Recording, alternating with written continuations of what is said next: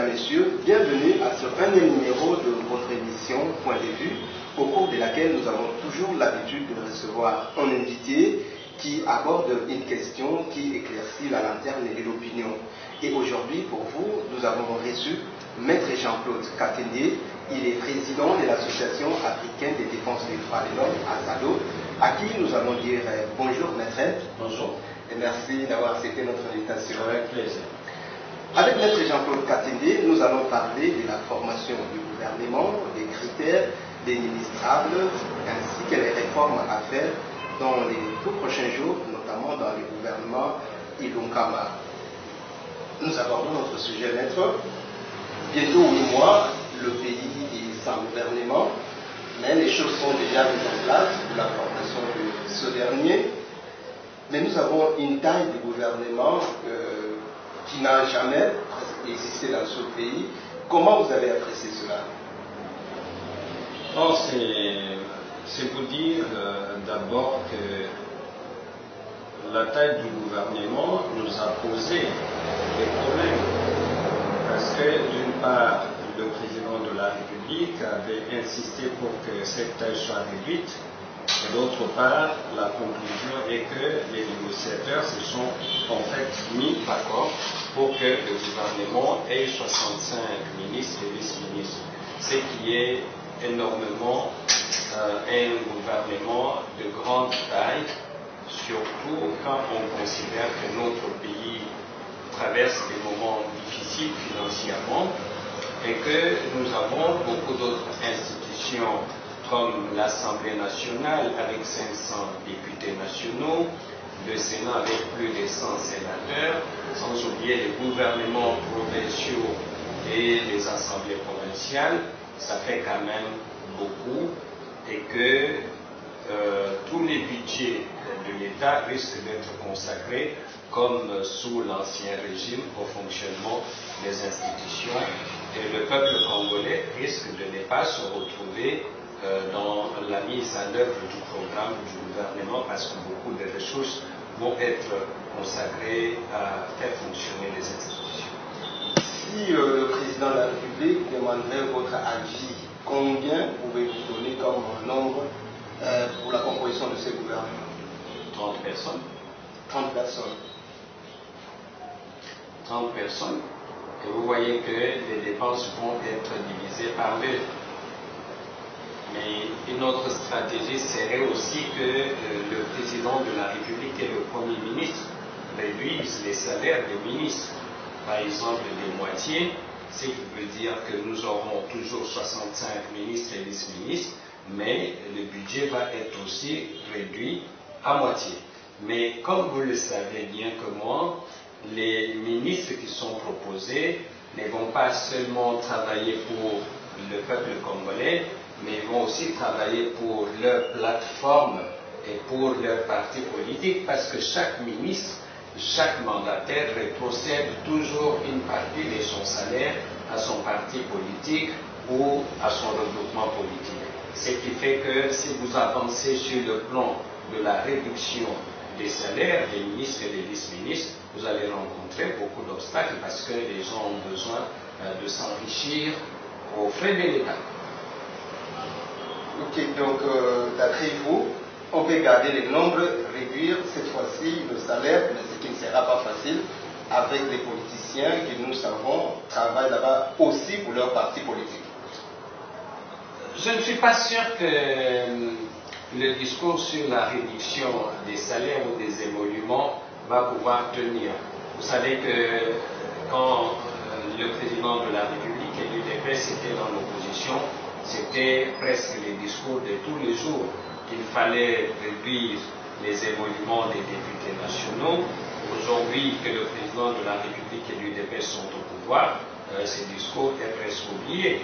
Donc, je ne peux pas vous dire aujourd'hui qu'il y aura quelqu'un qui aura le courage d'aborder cette question épineuse. C'est pour ça que j'estime personnellement que dans les contextes actuels, ce qui serait mieux, c'est d'avoir un gouvernement de 30 personnes.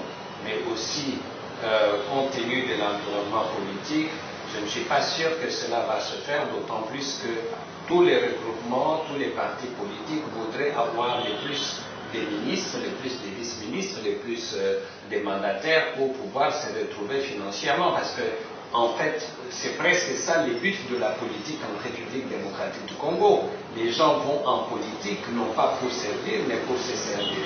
Et nous l'avons vu sous tous les gouvernements que nous avons connus ici. Il y a eu des gens dans peu de temps qui ont construit des maisons, qui ont acheté des manières de désordonner des immeubles à gauche, à droite, parce que les gens estiment que si nous ne les faisons pas maintenant, du jour au lendemain, on peut être révoqué, mis en dehors du gouvernement, nous aurons tout perdu. Et ça, ce n'est pas seulement les ministres, ce sont les amis, ce sont les membres de famille, tout le monde qui fait pression sur les ministres, les vice-ministres, pour que chacun aille le plus vite possible, s'enrichisse le plus vite possible, entre dans toutes les combines pour avoir le plus d'argent. Vous avez entendu les cris du président de la République quand il s'est adressé aux membres de son cabinet, dont la plupart, au lieu de faire la fonction politique, sont en train de faire des affaires. Donc c'est ça notre pays. Et je pense que nous avons le devoir de recréer les leaders congolais, c'est-à-dire des hommes et des femmes qui puissent être capables de travailler non pas pour la réussite personnelle, mais pour la réussite collective. Parce que pour moi, la réussite personnelle ne peut être profitable et durable que dans la mesure où elle s'inscrit dans la réussite globale. Vous avez des milliers de dollars, des milliers d'argent, des milliers de maisons, dans un contexte où 90% des Congolais sont dans la pauvreté. Mais comment vous pouvez jouir de cette richesse dans un pays où il y a des gens qui manquent de tout? Et donc, même votre voisin les plus proches, vous allez les considérer comme votre ennemi, alors que vous avez des devoirs, n'est-ce pas, d'avoir de bonnes relations de voisinage.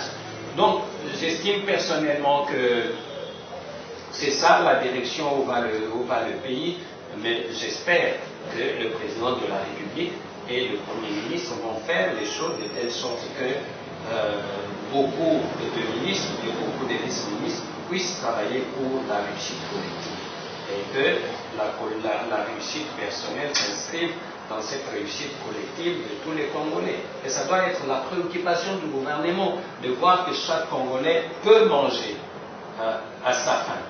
Dans un pays où Dieu a fait en sorte que nous ayons des climats différents, presque 4 climats. Vous avez par exemple l'ancienne province orientale et l'ancienne province de l'Équateur où il pleut sur toute l'année. Ça veut dire que quand d'autres provinces sont pendant la période où la culture n'est pas possible, elles peuvent être fournies en tout par la province de l'Équateur et la province orientale qui ont des saisons pluvieuses presque sur toute l'année. Donc, ce qui nous manque, nous, en tant que Congolais, c'est d'être inventifs, d'aimer notre pays et de faire des choses de telle sorte que les rêves des pères fondateurs de la République démocratique du Congo puissent se réaliser. Et ce rêve est tout simple, c'est d'avoir un pays plus beau qu'à nous. Donc, à l'allure où vont les choses, les slogans, le peuple d'abord risque de connaître un échec.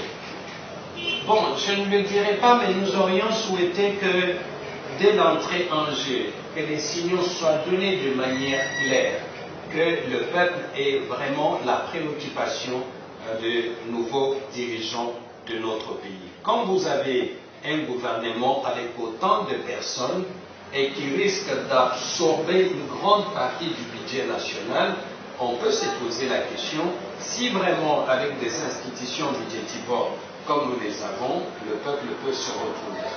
Voilà la grande question.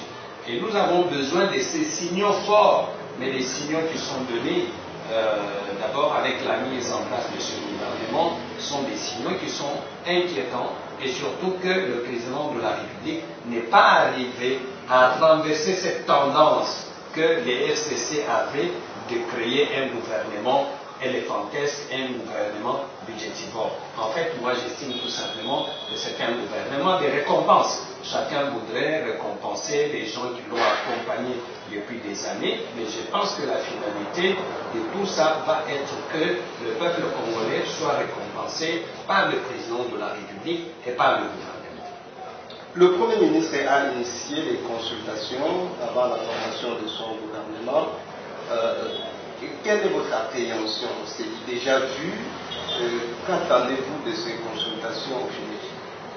Bon, moi je pense personnellement, au regard de toutes les expériences que nous avons en République démocratique du Congo, que pour moi c'est tout simplement une formalité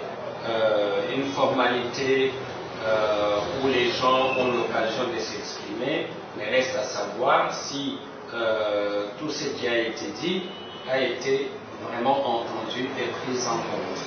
Et ça, vous allez voir que de par tout ce qu'on a entendu, nous pouvons voir les reflets de tout ça dans les critères qui ont été rendus publics par le Premier ministre à l'attention des deux plateformes qui vont former, j'espère, le gouvernement. Et donc, ces critères démontrent effectivement que beaucoup des conseils qui ont été donnés, notamment par la CENCO, n'ont pas été entendus. Chers téléspectateurs, vous êtes en train de suivre votre émission Point de vue. Nous avons reçu M. Jean-Claude Katende, il est président de l'Association africaine de défense des droits de l'homme, AZADO, et avec lui, nous sommes en train de parler de la formation du gouvernement et tout ce qui l'entoure. Maître, je reviens vers vous, quand vous avez abordé la question des critères. Dans une de vos pages d'opinion libre sur les réseaux sociaux, vous avez parlé des critères injustes et discriminatoires. Pouvez-vous expliquer cela à l'opinion? Oui, ce qu'il faut dire, c'est que nous avons dit que certains des critères étaient injustes et discriminatoires. Mais je voudrais déjà le dire d'entrée des jeux que nous avions félicité le Premier ministre pour avoir non seulement communiqué ces critères au FCC et au CACH, mais aussi les avoir mis à la disposition du public. Parce que c'est à partir de ces critères que nous allons voir quel est le degré du respect de ce qui est demandé par le Premier ministre. Donc lui-même va être évalué à partir des critères. Et les parties prenantes, CACH et FCC, vont être aussi évaluées à partir de mêmes critères. Et donc, nous avons dit que parmi ces critères, il y avait certains, dont notamment celui où on dit ne pas avoir été condamné par une décision judiciaire ferme au niveau international ou national.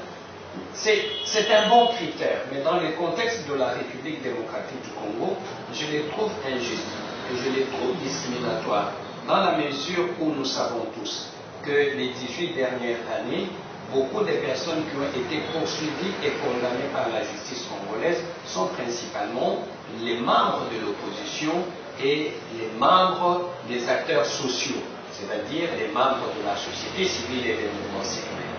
Ça veut dire en d'autres termes que toutes ces personnes vont être exclues sur base de ce critère d'entrer au gouvernement si elles en ont l'intention, vont être exclues. Et ce qui est plus grave, c'est que le Premier ministre n'a même pas précisé quel est le domaine dans lequel ces condamnations vont pouvoir s'inscrire. Je dirais par exemple que toute personne qui a été déjà condamnée pour détournement, mauvaise gestion, on peut lui refuser de revenir au gouvernement pour assurer encore la gestion d'un secteur public.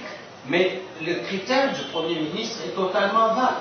Ça veut dire que toute personne qui a été condamnée, que ce soit pour des raisons politiques, que ce soit pour telle ou telle autre raison, tout le monde est pris dans ce sac. Mais nous savons aussi, et ça c'est connu de tout le monde, qu'il y a eu les 18 dernières années, beaucoup de membres de la majorité présidentielle qui étaient des mandataires ou qui étaient des ministres, qui avaient détourné l'argent de l'État et qui ont été remerciés du gouvernement ou qui ont été révoqués. Mais ces personnes n'ont jamais été traduites en justice.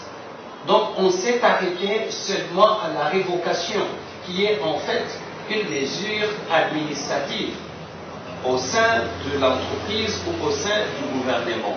Mais ces personnes n'ont jamais été traduites en justice. Tout simplement parce que ces personnes étaient proches de telle ou telle autre personnalité politique de l'époque. Mais voyez-vous, ces gens ont échappé à la justice et donc ne peuvent pas être concernés par ce critère. Elles peuvent même se retrouver au gouvernement. C'est une injustice. C'est pour ça que nous avons dit que ce critère du Premier ministre peut être complété par un autre critère, qui est celui de dire tout simplement que toute personne dont la moralité et l'éthique seraient affectées, notamment par des actes de détournement, des actes de corruption, des pillages, des violations des droits de l'homme, ne peuvent pas aussi être prises, cette personne ne peut pas être prise dans le gouvernement. C'est ce qui a manqué. Et nous estimons que sans justice, ce pays ne peut pas se mettre debout. Et nous pensons que ce critère a été mis intentionnellement pour exclure un certain nombre de Congolais d'entrer au gouvernement, alors que c'est un droit légitime pour chaque Congolais de participer à la gestion des affaires publiques. Toute personne dont la moralité a été affectée ne peut pas participer au prochain gouvernement. Moralité et éthique. Moralité et éthique ne peut pas participer au prochain gouvernement.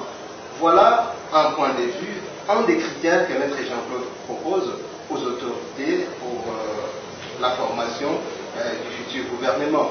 Mais Maître, la société civile a été aussi consultée. Vous attendez à des postes au sein du gouvernement? Non, il faut dire d'abord que par rapport à la société civile, moi j'ai toujours un point de vue qui n'est pas partagé par tout le monde. C'est que pour moi, la société civile en tant qu'organisation, en tant que structure, ne peut pas participer à un gouvernement. Parce que notre rôle en tant que société civile, en tant que membre de la société civile, c'est de surveiller ceux qui sont au pouvoir. Et vous voyez que même au dialogue de la CENCO, il y a eu beaucoup de rivalités entre les politiciens et les acteurs de la société civile, parce que les deux sont entrés en compétition pour avoir des postes ministériels. Et ça fait que les politiciens, même quand ils nous voient de loin, ils ne nous considèrent pas comme des acteurs de la société civile, indépendants et capables de défendre les intérêts de la communauté, mais comme des potentiels concurrents. Les potentiels concurrents, et ça c'est vraiment un aspect qui discrédite le travail de la société civile, parce que nous ne sommes pas là pour entrer en compétition avec ceux qui, par essence, sont censés diriger le pays, ce sont les membres de partis politiques. Mais je nuance mon point de vue en disant que certains acteurs de la société civile, à titre tout à fait personnel, peuvent accepter de participer au gouvernement, mais sans un mandat de la société civile pour aller la représenter et lui rendre des comptes. En ce moment-là, les acteurs sont choisis à titre personnel. Nous l'avons vu même dans d'autres pays, dans les pays occidentaux, où certaines personnalités sont appelées au gouvernement alors qu'elles ne sont pas membres d'un quelconque parti politique. Ça peut arriver, mais la différence c'est qu'en ce moment-là, la personne qui accepte d'aller au gouvernement, elle y va à titre personnel, ne représente pas la société civile et elle n'est pas mandatée par la société civile. Maître Lia, vous avez condamné du fait qu'il a été demandé au Premier ministre de ne pas tenir compte du passé, ni encore de ce qu'a été des personnes ministrables dans l'ancien gouvernement, de son identité. Vous avez condamné cela. Ne pensez-vous pas que le président de la République va accorder une autre chance, ou bien va répartir sur de nouvelles bases avec ces personnes-là? Non, je pense que le président de la République ne vient pas du néant. Il a été élu par le peuple. Et le président de la République doit être à l'écoute de ce peuple. Et quand vous regardez notre société, la tendance est que toutes les personnes qui avaient mal géré à l'époque ne reviennent pas au gouvernement. Et vous savez que dès le départ, le président de la République s'était déjà prononcé pour que les personnes épinglées par certains actes de gestion ne puissent pas participer au gouvernement. Le président de la République a fait un règlement lors de sa visite au Nigeria, où il a dit aux Congolais qu'on ne devrait pas tenir compte de l'identité et du passé de certaines personnalités. Nous pensons que ça c'est un recul grave de la part du président de la République.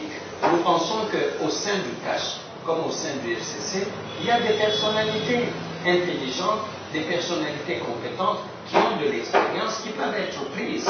Mais pourquoi on veut prendre le même pour faire la même chose? Au nom de la réconciliation nationale. Non, la réconciliation ne veut pas dire qu'on ne peut pas vous écarter. Il ne faut pas qu'on force la donne. La réconciliation ne veut pas dire que Jean-Claude doit absolument être là pour consentir à la réconciliation. Jean-Claude peut aussi se reposer et on peut donner la chance à d'autres personnes de prouver de quelle manière ils aiment le Congo. Ça, c'est très important. Et je vais vous dire une chose, c'est que souvent on fait des comparaisons que moi je trouve malhonnêtes de dire qu'en Afrique du Sud, Mandela avait pardonné et qu'on doit faire la même chose ici pour aller de l'avant. Les donnes ne sont pas les mêmes. D'abord, les Blancs sud-africains, surtout ceux qui étaient au gouvernement, ils étaient prêts à jouer les jeux de la démocratie. Ça, c'est un élément important. De jouer les jeux de la démocratie, de laisser le peuple choisir. Et ils savaient que les Noirs étaient majoritaires, que le pouvoir allait certainement du côté de Nelson Mandela. Mais ils ont joué les jeux. Mais ici, nous avons les FCC qui ne veulent pas jouer les jeux de la démocratie. Qui ne veulent pas jouer les jeux de la démocratie. Qui ne veut pas, en fait, libérer la démocratie. Qui veut à tout prix garder les contrôles de toutes les manettes du pouvoir. C'est différent. Et quand vous n'avez pas des gens qui peuvent se reconnaître qu'ils ont mal géré à un moment donné et qu'ils doivent donner la chance à d'autres Congolais de faire avancer la nation, quelles que soient les bases que vous allez utiliser pour parler de la réconciliation, pour ces personnes, la réconciliation ne signifie absolument rien. Pour elles, la réconciliation, c'est rester là et continuer à faire la même chose.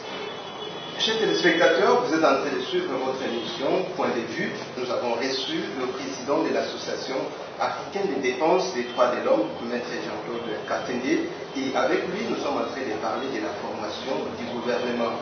Une autre question, Maître, pourquoi vous de la société civile insistez sur la réforme de la CENI? Mais tous les problèmes que nous avons connus dans ce pays, la CENI fait partie des problèmes. Vous voyez, nous avons connu les problèmes avec les fichiers électoraux, avec la machine à voter. On a perdu énormément de temps. C'est à cause de la composition même de la CENI. Parce que la CENI, même si son président est issu de la société civile, la majorité des membres du bureau de la CENI viennent des partis politiques et principalement de la majorité au pouvoir. Dans ce contexte-là, comment voulez-vous que la CENI puisse devenir indépendante alors qu'elle est gérée en majorité par la majorité au pouvoir et cette même majorité au pouvoir veut en même temps garder le pouvoir? Vous voyez, c'est comme ça que vous avez vu que certains membres du PPRD qui étaient à la CENI étaient en même temps à la CENI et en même temps ils participaient aux réunions politiques de la majorité présidentielle. Comment vous pouvez assurer l'indépendance de ces personnes dans ces conditions-là? C'est difficile. C'est pour ça que nous avons dit que la première chose qu'il faut faire, il faut réformer d'abord la CENI. Il faut réformer cette institution et pouvoir, selon mon point de vue, la confier à des personnalités indépendantes qui ne sont pas des politiciens, mais des gens qui peuvent être recrutés sur base de leur expérience, de leurs compétences et qui doivent être mis au service de la CENI, sans appartenir ni à la majorité, en fait sans appartenir aux partis politiques.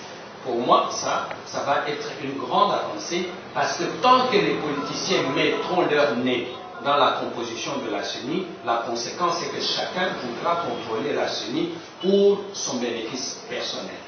Et donc, je pense que là, ça va être une avancée. Mais ce qui est dommage, c'est qu'aujourd'hui, la société civile se comporte comme les politiciens. Au lieu que nous puissions travailler d'abord sur la réforme du cadre légal de la CENI, les gens ont pris la tangente pour commencer à choisir qui va diriger, qui va prendre la direction de la CENI, ainsi de suite. Et la conséquence est que nous avons mis devant nous l'accessoire et on a oublié le principal. Le principal, c'est quoi? C'est le cadre. Et comme nous savons comment les choses se font, chacun des candidats désignés par la société civile voudra avoir l'appui soit du FCC, soit du CACH pour être désigné. Et en ce moment-là, on va oublier l'essentiel et nous rentrerons à la case de départ. Ça veut dire que les conflits, les querelles entre les politiciens vont encore infecter la CENI et nous aurons des élections qui ne seront pas meilleures par rapport à celles qui ont eu lieu en 2018.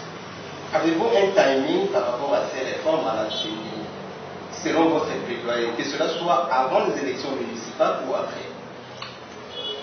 Non, mais je pense que ça doit être avant, parce qu'aujourd'hui, le président de la CENI n'a plus de mandat. Son mandat est terminé. Son mandat est terminé, il faut renouveler le bureau de la CENI, sans oublier qu'il y a eu certains membres de cette commission ou de ce bureau qui ont démissionné. Donc il faut le refaire. Mais moi je pense que les problèmes pour moi, ce n'est pas un problème de timing, c'est un problème de volonté. Et en tant que problème de volonté, je pense que si cette volonté existe, les choses peuvent se faire dans un temps très court. Mais je voudrais mentionner que l'honorable Tundula a déjà fait une proposition de loi et nous espérons que cette proposition va avancer, même si je ne suis pas d'accord avec certaines réformes qu'il propose. Alors nous parlons de la fin de notre émission, ce sera votre dernière question. Quel conseil pouvez-vous donner aux futurs ministres et quel mot à la population congolaise? Bon, en ce qui concerne les ministres, je pense que il faut que nous ayons des ministres qui puissent travailler pour la réussite de tous les Congolais. Le malheur que nous avons eu ces dernières années, c'est d'avoir des ministres, des responsables politiques dont la préoccupation était la réussite personnelle. Vous voyez? Et moi, j'estime personnellement que les gens qui ont un rêve de changer le Congo ne peuvent pas se préoccuper d'acheter une maison, d'acheter une voiture, d'acheter une ferme, d'acheter ceci, d'acheter cela. C'est leur rêve, c'est de voir qu'un jour, dans ce pays, les enfants peuvent étudier dans les bonnes écoles, que je peux aujourd'hui voyager de Kinshasa à Lubumbashi par train ou par route en toute sécurité. Voilà les rêves. Aujourd'hui, les Congolais ne connaissent même pas leur propre pays parce que les gens, le moyen le plus utilisé, c'est l'avion. Et l'avion, les billets coûtent énormément cher. Qui peut se permettre d'aller avec sa famille à Goma, à Bukavu, à Lubumbashi en vacances en payant pour chacun de ses enfants? Je prends le minimum, si vous avez 4 personnes dans votre famille, vous n'avez pas $600 à payer pour chacune de ces personnes pour aller en détente, en vacances quelque part. Et les gens sont bloqués à Kinshasa, sont bloqués dans d'autres provinces. Mais si ce gouvernement peut permettre que nous ayons des bonnes routes, nous ayons la sécurité, je crois que ça va être quelque chose de grand.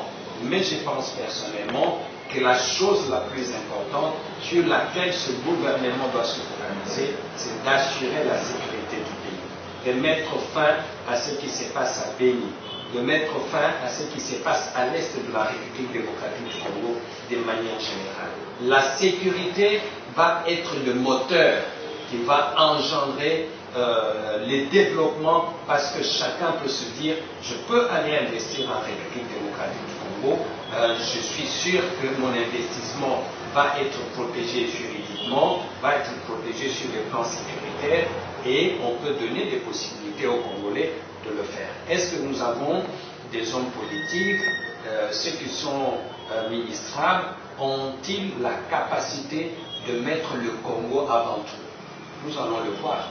Parce que nous n'allons pas fermer l'œil, nous allons continuer à les surveiller pour qu'ils puissent savoir que là où ils seront, ce n'est pas pour travailler pour eux personnellement, pas encore pour leur famille, mais pour les Congolais.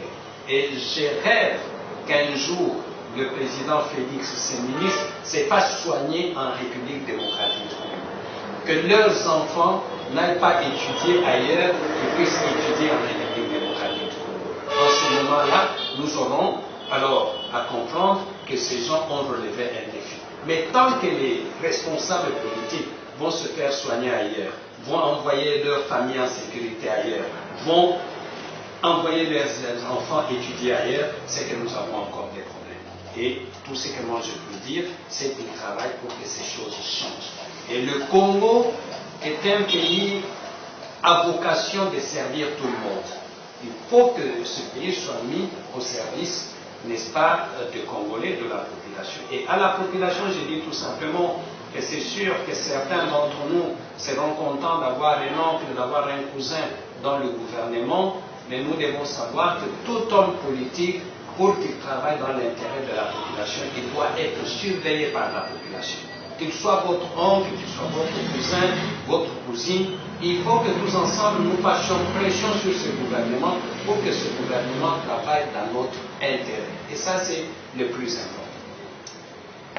Les ministres prochains, vous devez travailler pour l'intérêt, pour le bien-être de la population et à la population de mettre la pression, de veiller sur ces ministres qui vont sortir dans le gouvernement Ilungamba. Merci beaucoup à Maître Jean-Claude Katinde, qui est président de l'ASADO. C'est moi qui vous remercie. Chers téléspectateurs, comme dit, nous sommes arrivés à la fin de notre émission. Nous disons merci à notre directeur technique, Patrick Comba, qui a été au four et au moulin. Nous disons également merci à vous, chers téléspectateurs, de nous avoir suivis et à la prochaine.